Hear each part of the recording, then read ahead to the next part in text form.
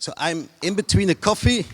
You are in between. My presentation is in between a coffee and this moment. So, did you say something about that? Yes, one more smaller presentation will follow. Okay. Surprise presentation. So, but go on. Yes. Okay. I'm not an architect and I'm not an urban planner. So sorry for that.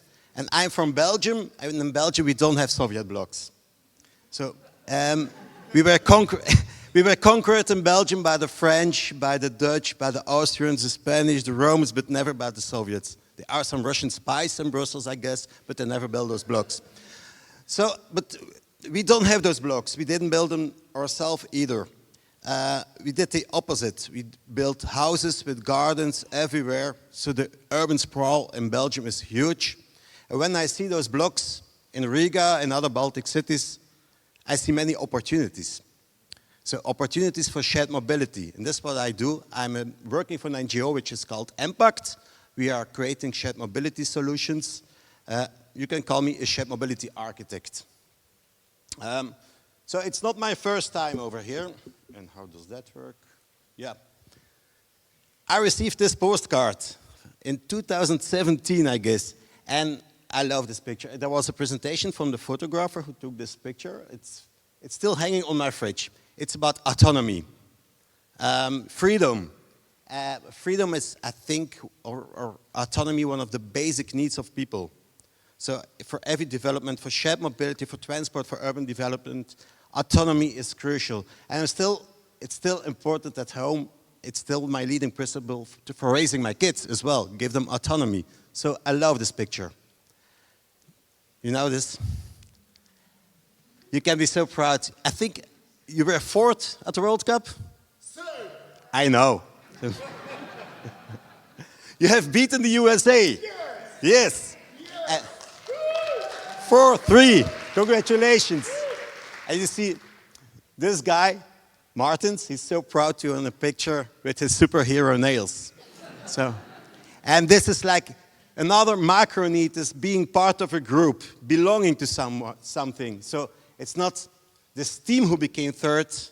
You were all part of Latvia, of the third best country in the world for hockey. So congratulations. It's about belonging, being part of a group. Oh, okay. And I'm telling you some macro needs in the triangle of happiness. I was working already for 17 years for Impact, working on shared mobility, and the leading principle for us was always sustainable transport, and it's still so important. Walking and cycling are much more important than car usage, than shared cars, for instance. In between you have public transport. But the last years we got more aware of the needs of people, and how we move is important, but being able to move is even more important because that contributes to happiness. And this is the triangle of happiness. Autonomy, being able to be yourself. This is so important to be happy. And this, you have to think if you design a block, if you create solutions for people living in the blocks, can they be themselves? But belonging to something, being part of something. If you create a new development in this block and you do not belong to that, it will create friction. So this doesn't contribute to happiness either. And then the third part is feeling good, well-being, nature, silence, the abilities to walk, to practice sports contributes also to feeling good, to well-being. So you have to keep this in mind. And we have micro solutions that contribute to this triangle of happiness. I will show you some of those solutions we have. One of the solutions we have in Belgium, we are supporting local groups who are having bike libraries, children bikes libraries. So many people, they have children bikes, I think in Belgium more than in Latvia. There are many of those bikes and we share them and they are offered to young people. And being able to cycle for young people, for teenagers, that gives autonomy.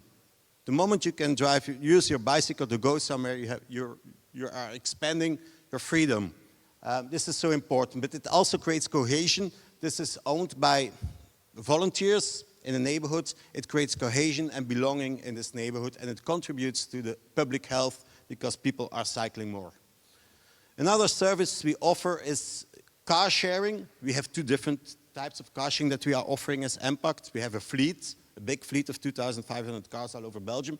But we also support small groups who are sharing cargo bikes and cars among 3, 4, 5 families. We support them with insurance, with some tools, so it creates cohesion and belonging as well in those neighborhoods. So in those blocks, the Soviet blocks, I see many opportunities. Every block can share like 10 cars maybe. And then we have a service for older people.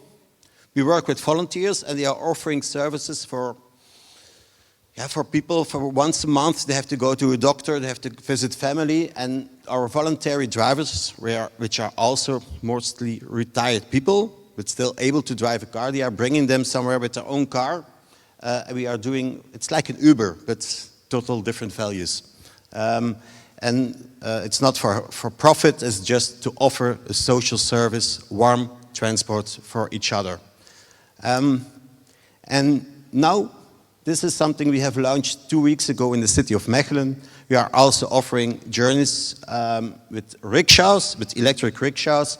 So it contributes to well-being, to cohesion. It's done by volunteers. And yeah, the quality of life of those people, those older people, is really improving a lot because they can use this system. What we are doing, besides offering these micro solutions, we are combining it. We are combining it in the infrastructure. We are creating mobility hubs in Flanders. They are called hop-in points. And now we are, together with the Flemish government, we are supporting them in building a network of 1,000 mobility hubs. We are also focusing on community hubs.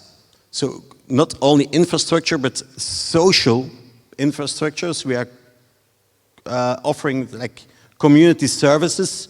And the third thing, and this is linked a lot to what you are doing, we are integrating shared mobility services into housing and affordable housing development, or housing services. If you are a member or a resident somewhere, you can become a member of a car sharing service or a cargo bike sharing service. So this is the third part of integration. And this is something important that we will offer.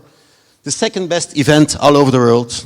Oh, second best. Yes, it's called Shared Mobility Rocks. It was inspired by the MadCity conference. So I was here at the MadCity conference, and so we wanted to organize our own event, but I told my team it has to be different. It has to need special vibes inspired by the MadCity conference. So if you want to learn more about shared mobility, how to integrate it into housing development, this will be a main topic at Shared Mobility Rocks, the international shared mobility event in Belgium in February. So you are all welcome. Thank you. Angelo. Hey!